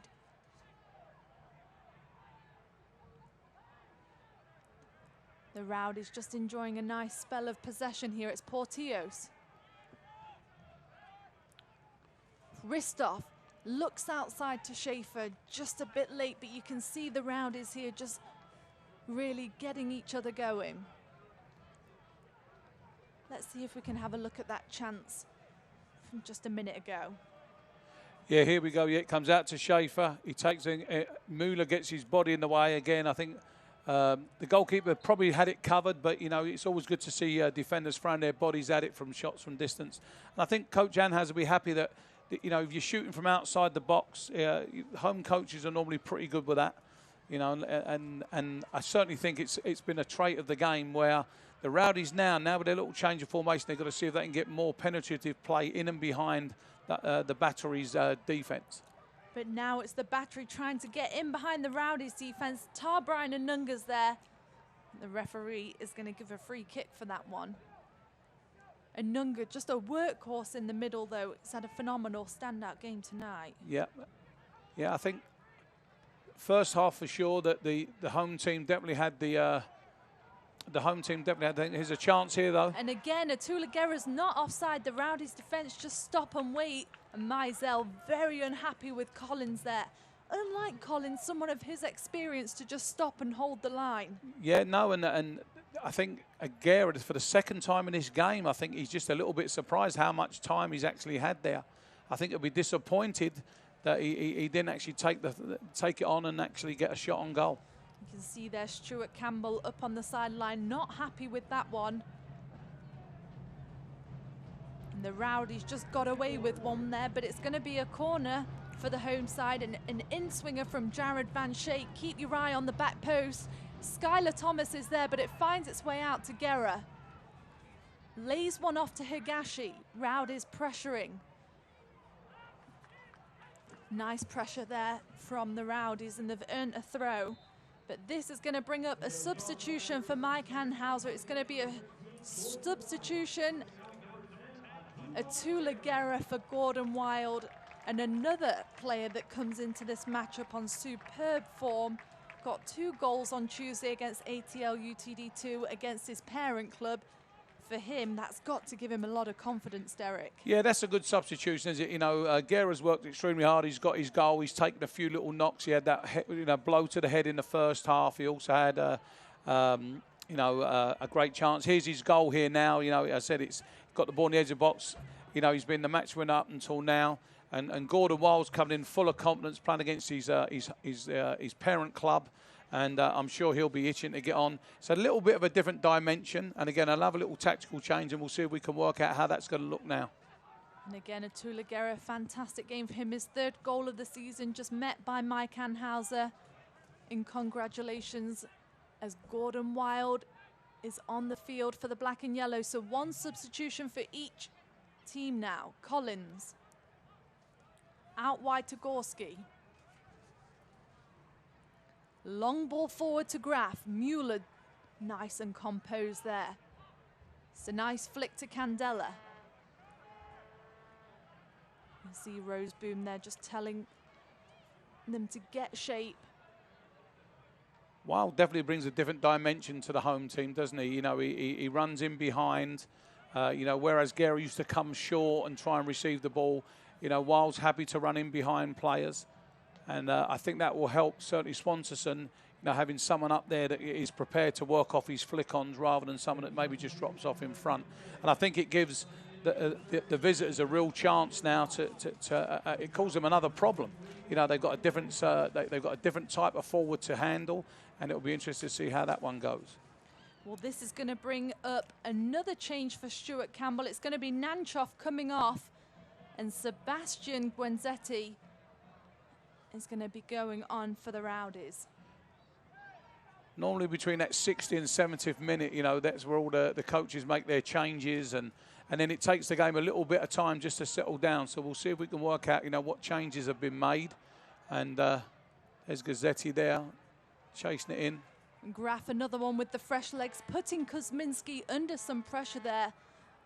For Tampa Bay, 9 of the 12 goals this season have come in the 60-plus minute. So they're a team that likes to finish strong, Derek. Yeah, and you can see they, you know, 2 very positive substitutes, isn't it? You know, 2 forwards coming on, you know, fresh legs, as you said, in forward positions. You know, not the thing you want to be seeing if you're a defender that's come off a 3 or 4 game, you know, visit, or a road trip, I should say. And yeah, now they just have to make sure that the home team is definitely on guard with these new strikers coming on. Candela does well to just find feet there. It's a tight space, but the Battery work it out. Svanteson trying to get a touch on it. Anunga will pick it up, and he plays Higashi. Higashi still got fuel in the tank, but just taps that one out of play. And that was a promising attack there for the Battery. You know, they really did have numbers up there, and just a stray pass again.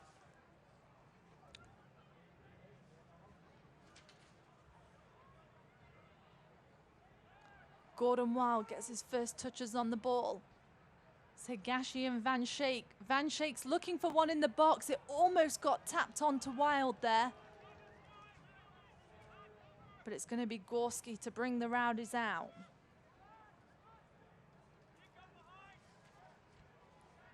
We spoke in the first half about the tempo of the game, and after a slow start to the half, it's picked up again.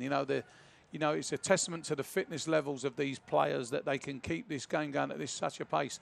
And then commentators curse as one of the players just lets it go through. But it's, you know, the game's been played at a really good tempo. And, you know, if you're watching this for the first time, you know, you get to see the qualities of this USL League. The veteran Collins bringing the Rowdies forward. Intercepted by Van Schaik. Looks for the fresh legs in the middle. And the Rowdies now will just spray it around the back line. It's a loose ball. Roseboom does well there just to keep it from Svanteson. You know, the longer the game goes on with this scoreline, you know, the visitors are going to have to take a few more chances, push a few more bodies up. You know, to see if they can get an equaliser. Portillos. He's looking for people in the middle. Mueller's just going to shield that one out. Did it touch him? No. That's going to be a goal kick for Joe Kuzminski. Yeah, great defending there by Tyler Mueller. Yeah, he used his body well, his experience. He's put his body in between him and the striker, and just ushered it out for a goal kick. And as I said, you know, the game's getting to that point now where, you know, people can see the finishing line, and you know, the home team, the Battery, they've got to really protect their 1-0 lead, and the Rowdies have to, you know, maybe take a few more risks and try and save it forward so they can get something from the game. It's the Rowdies again, but this time it's going to be Hackshaw to get clear. Wild challenges Collins, but Collins comes out on top.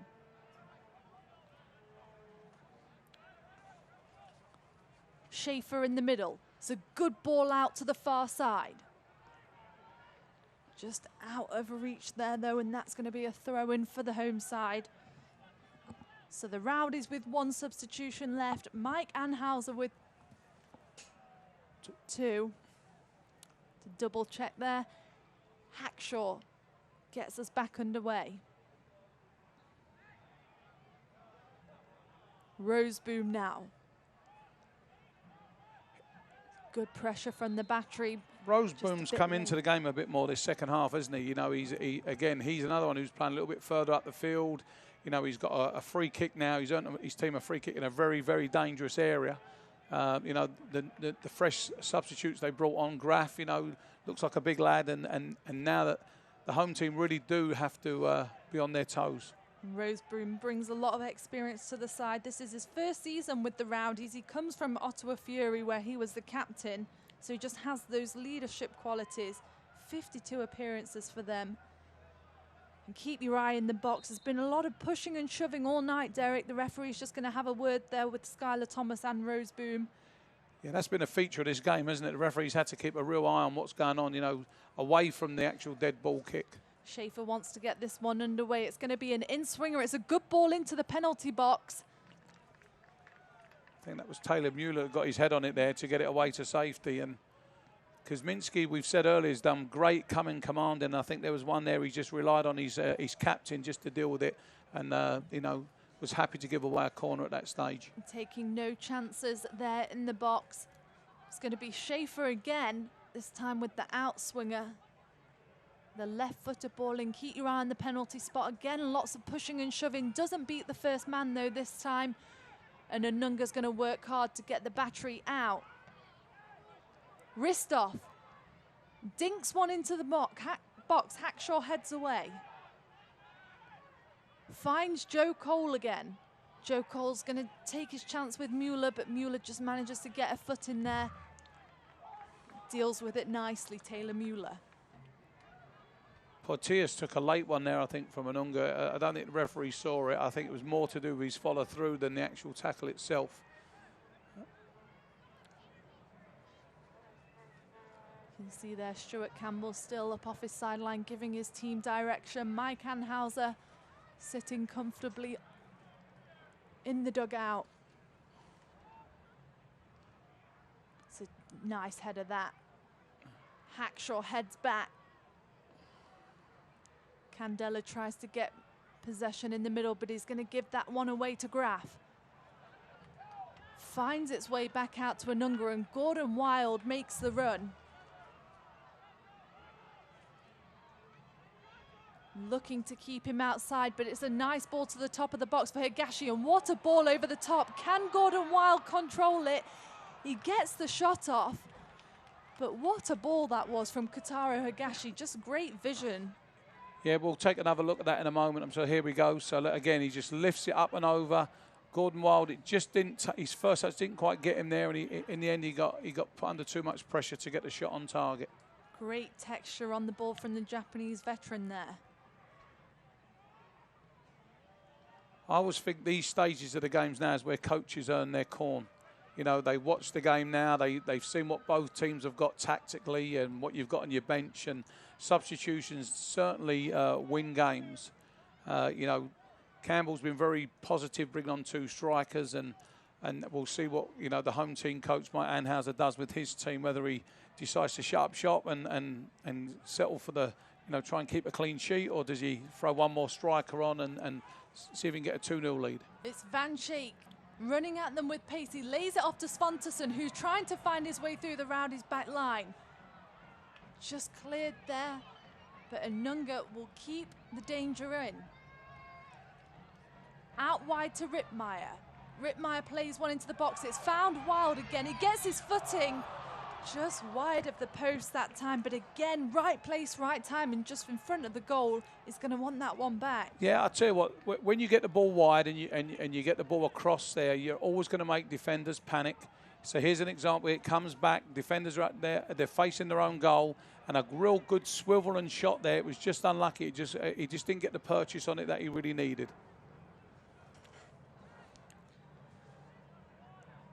Let me remind you that you can visit the USL's Instagram story every Monday evening to watch Kelsey Steele's hat trick as she breaks down 3 key talking points from the previous week's action.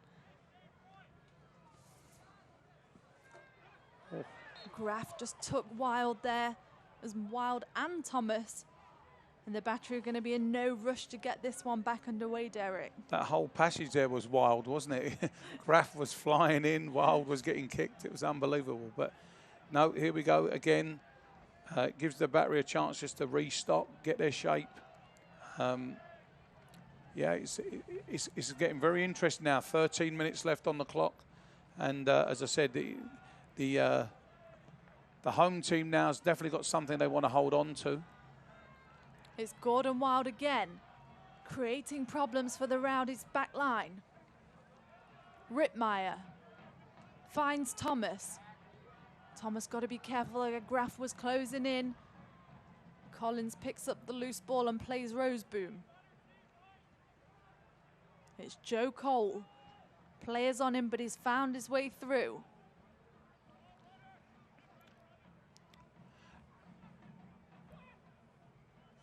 As good a player as he is, Joe Cole, he's actually struggled to really put a footprint in this game. He's found some great positions. He hasn't really influenced the game in the final third as he normally would do. That was another case of was it accidental, but this is going to bring up another substitution for Mike Anhauser. And it's going to be Nico Rittmeyer making way for Jay Bolt. Rittmeyer, you've got to give him credit. He's been dangerous down this flank, Derek. Yeah, no, he's put a few balls across. You know, I told you he's a very exciting player when he runs at people. He's certainly more of an attacking midfield player, as Jay Bolt is more of a defensive midfield player. So you can see the thinking behind Coach Anhauser's decision there to do that. And, you know, it's a straight swap, so nothing we have to do, you know, to change the shape of the team. A real like for like, so that's good. And we know Jay Bolt likes to get forward into the attack tonight as well.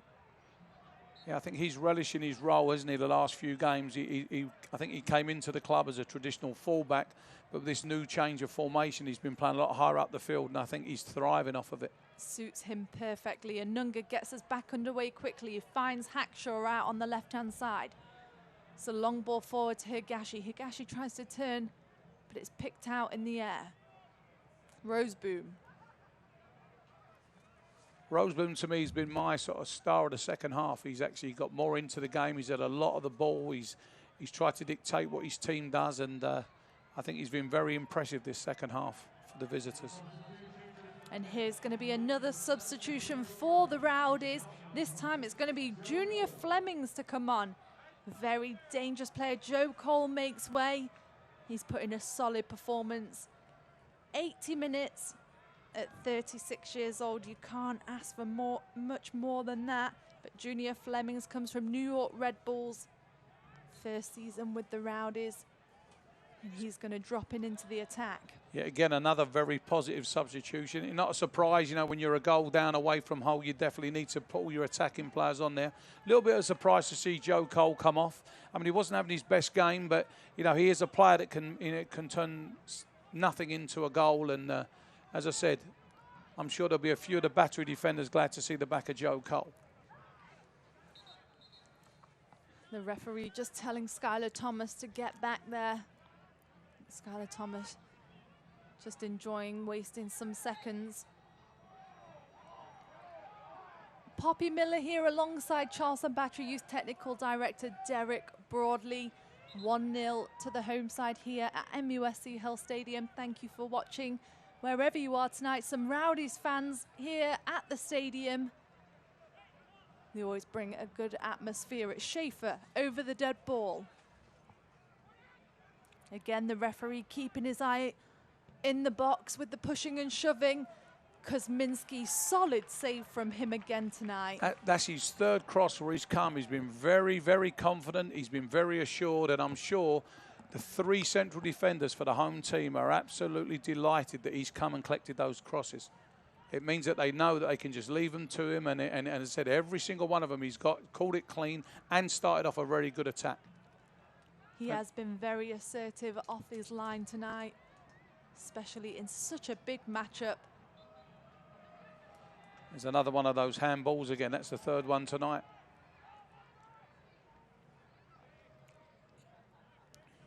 Collins looks out wide to Gorski. Portillo, sorry. Finds Schaefer. The battery getting everyone back behind the ball. It's a long ball forward to Graf. Fleming's just taking his chance with Anunga. Anunga comes out on top though.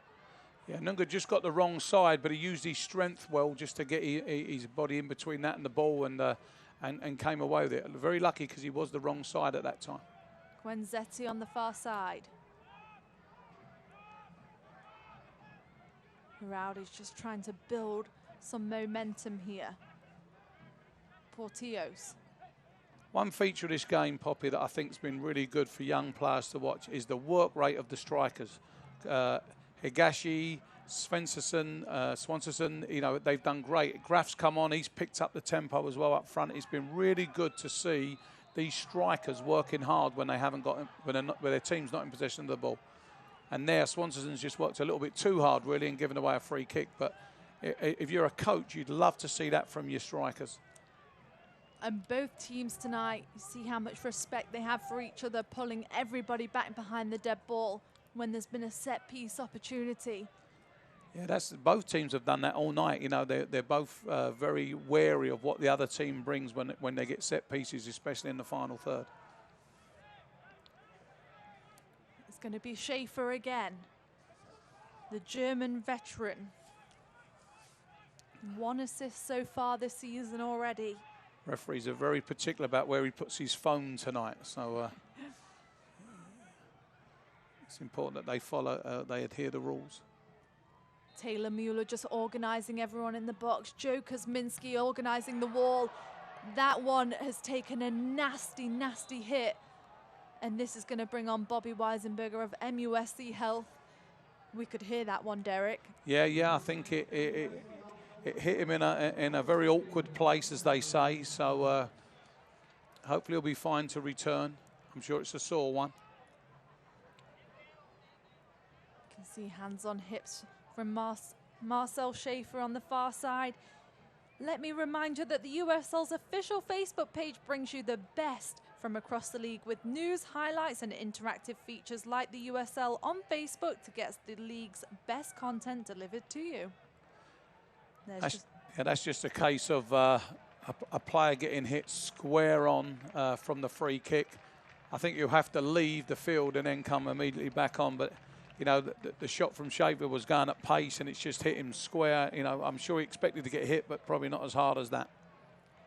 Just giving everybody a chance to take some fluids on board in this late stages of the game. We're back underway.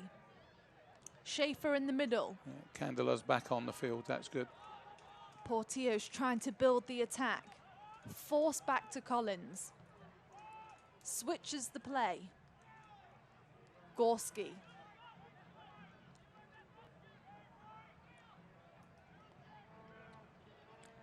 See Tampa just trying to find the spaces in the Battery's defense. Collins again takes space. There's pressure from Svanterson. Fleming's heads on. Tries to pick the pockets of Skylar Thomas. Bolt and Schaefer there. Flemings gets the shot away. It's deflected by Skylar Thomas, but still in play in the box. He's going to have to be careful there, Anunga. Heads on, but over the bar. No problem there for Joe Kosminski. Yeah. I know if we go back to that, Schaefer done excellent there, didn't he? Just keeping the ball in a danger area. You know, used all his experience, done a nice little flick inside, and played to the far post. And as I said, it was a chance. He just came in on the far post there. Joe Kosminski getting us back underway here. 3 minutes to go here before stoppage time. There's Roseboom again, you know, competing well in that midfield. I've been very impressed with him in the second half. He's had a lot of the ball, and he's a large part of why he's got the visitors back into this game. You see the coach now is on his technical box. I'm sure he doesn't want his team to be dropping too deep now into their own half. He'll want to try and keep them as high as they can. Schaefer. He's got Flemings on his left. He's looking into the box. He's looking at the back. It's nicely controlled, but Mueller comes across and clears that one. The danger isn't over yet. It's a throw-in for the Rowdies. Now, they had numbers up there, the home team, the Battery, didn't they? They had plenty of defenders there, but as I said, I think they're dropping a little bit too deep now. They'd like to be a lot further up the field instead of inviting all this pressure on. They are giving the Rowdies chance to get forward, and the Rowdies are relishing it. The pressure is on. Yeah, just over 2 minutes to go. Yeah, they've pinned them in a little bit, haven't they, now? So heads away from Mueller. Anunga looks clear. You have to say, though, the Battery defence has stood up well, hasn't they? They've really competed well. They've won their 1v1 battles. You know, you just hope now for for the home fans that they'll keep that all the way through to the end. Flemings with pace, he finds Schaefer. Nicely blocked by Gordon Wild there. Ristoff switches the play. The Rowdies with the pressure up top.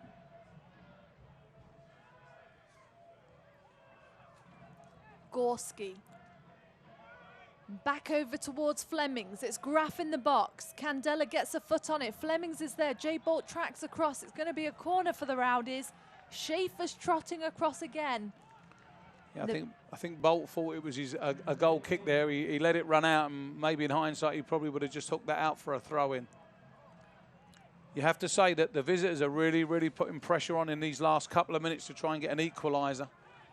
You can see Kosminski there organising his back line, but keep your eye on the box.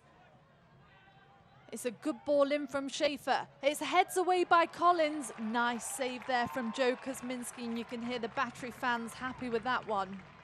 Yeah, he made that look easy. It wasn't easy. It was a good, clean header, and he got down very well and got his body behind the ball. So, yeah, and he can also run the clock down. So here we go. It's a free header there, gets down. Clean hands again. His hands have been excellent all night. Mizell looking to Collins. They're going to build from the back in these final minutes. The Battery getting everyone back behind the ball. They've dropped into a four-man back line. Roseboom. It's Schaefer in the middle. Out wide to Portillos. Awkward touch, but Collins will come through and find Flemings.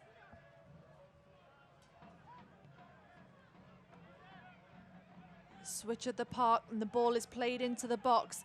Bolt knows that he's got someone on his back, nicely shielded out there. Yeah, he judged that one really well, didn't he? He got his body in front, so that was really good. Well, you can see there 3 minutes at a time here. Stuart Campbell just having a word with the assistant referee. That's always a debatable one, is it? How many substitutions? You know, there was a little bit of stoppage time there for Candela to get a little bit of treatment. I'm sure Campbell was wanting more than 3 minutes. Collins coming forward. They're trying to desperately keep the ball out of their own half. Candela looks back to Van Schaik. The Battery are just trying to keep the possession for these last couple of minutes. Oh, there's a foul. Roseboom just takes a late one there. That's not what you want to see for the Rowdies. Gives a chance for the Battery just to wind down the clock a bit. No, for sure, and you know, you admire him for the pressure that he put on the player, but you don't want to give away silly free kicks, not at this late stage of the game. Hackshaw's just going to get a long one forward. Wild will be on the chase, but Mizell comes out of his box there. Again, building from the back for the Rowdies. Yeah, they have to throw everything forward now, don't they, Tampa Bay, if they're going to get anything from this game. You know, they might get one more good chance before the end. And I'm sure that the home team, the Battery, will just want to clear it away, get it up as far up the other end as they can, and just hold out for this, what would be a very, very good win for the home team. Portillos just trying to find Flemings there in the run of play. Collins tracking back, but he's got Gordon Wild on his tail. This second half hasn't had loads of chances. It's been a great contest. Both teams going for it. Both teams really pushing forward. Hold on. And Skylar Thomas just absolutely solid at the back there, coming through with the clearance. It's Flemings. Back out to Schaefer. Getting Portillos in the play. It's found its way through to Schaefer again. He's looking for the negative back. It's in the box, but what a challenge that is from the Battery captain. Oh, he got the full force of that Taylor Muller, and it was a fantastic. And there he is again, look. He's had an outstanding game tonight as captain, isn't he? You know, he's won a lot of important things. The danger's not over, though. Kosminski comes forward. And hopefully that'll take us through now. Hopefully the home team now are almost there. But I think Taylor Muller there has typified everything about the Battery tonight. As he's thrown his head in everywhere, he's put 100% into every challenge, and you know, if the result stays like this, I think they're very deserving of their clean sheet. He commands the back line nicely. You can see Mike Anhauser just up off his bench there. I think he's organising the battery to get back in position, not arguing with the referee. But the danger isn't over. Grafenmuller there again. The referee has a good look at his watch there. As I said, I think the battery fully deserved the win tonight. And there he goes. And that is going to be it. The battery are going to take the first win of the season from Tampa Bay Rowdies. They've done it again on home soil. They just nicked the goal in stoppage time at the first half and hung on right and through the final whistle. Joe Kuzminski there will be thrilled with his second clean sheet in 2 USL starts for the battery. You can see there Mike Anhauser and Stuart Campbell just making their way onto the field to congratulate each other and the battery players. But what a performance from both sides, Derek. Yeah, that was a great game. If you're a neutral and you're watching this game tonight, you're seeing all the qualities of the USL divisions there. As I said, lots of commitment, lots of technique.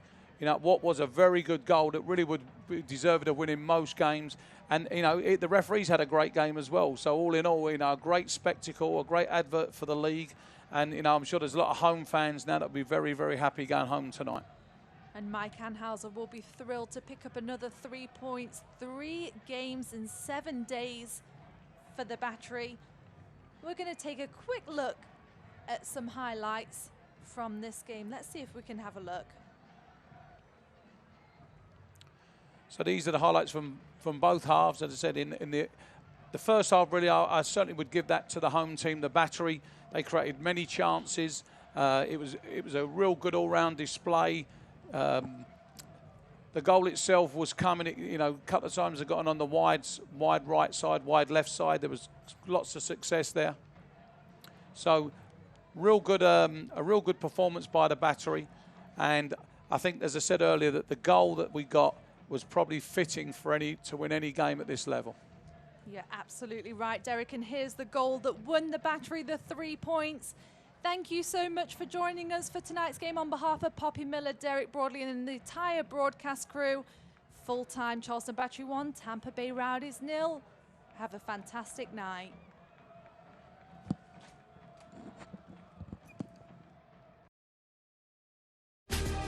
This copyrighted telecast of the United Soccer League may not be retransmitted, rebroadcast, or reproduced without the express written consent of the United Soccer League.